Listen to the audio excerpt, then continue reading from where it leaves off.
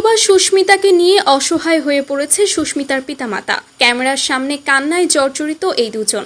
আর্থিক অবস্থা অতটাও ভালো না যে মেয়েকে সুন্দর একটা জীবন উপহার দিবে, তাই তো সুস্মিতাকে অভিনয় জগতে সুযোগ দেওয়ার কথা ভাবছে পরিচালকবৃন্দ।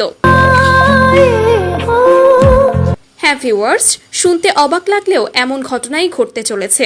এক বিবৃতিতে এসেছে, সুস্মিতা সাহা মেয়েটি দেখতে মায়াবী, মুখাবয়বের ফিচার অনেক শার্প এবং ক্যামেরা উপযোগী, উচ্চারণ, বাচনভঙ্গি ও শব্দচয়ন দারুণ, বাংলিশ নয় পরিশুদ্ধ বাংলায় কথা বলে, কথা বলার সময় বাক্যের বিরাম এবং জোর যথাযথ।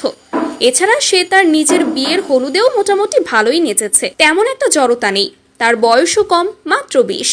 একটু ঘষা মাজা করলে মেয়েটি কিন্তু ভালো কাজ করতে পারবে বলে মনে হয়। মডেলিং কিংবা অভিনয়, ভালো কোনো নির্মাতা, বিশেষ করে নারী নির্মাতারা ওকে নিয়ে ভাবতে পারে। মেয়েটি তাহলে সমাজের জাতাকল থেকে খুব সহজেই রেহাই পেয়ে যাবে।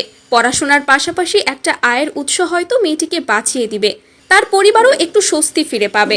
যেহেতু তার পরিবারের আর্থিক অবস্থা অতটা ভালো না, কিন্তু সে দেখতে সুন্দরী, তাই পড়াশোনার পাশাপাশি মডেলিংটা সে চাইলেই বেছে নিতেই পারে। তার সেই যোগ্যতাটা আছে। এছাড়া সুস্মিতার স্বামীর মৃত্যুতে যে তার কোনো রকম দোষ নেই, সেটাই সর্বশেষ প্রমাণিত হয়েছে।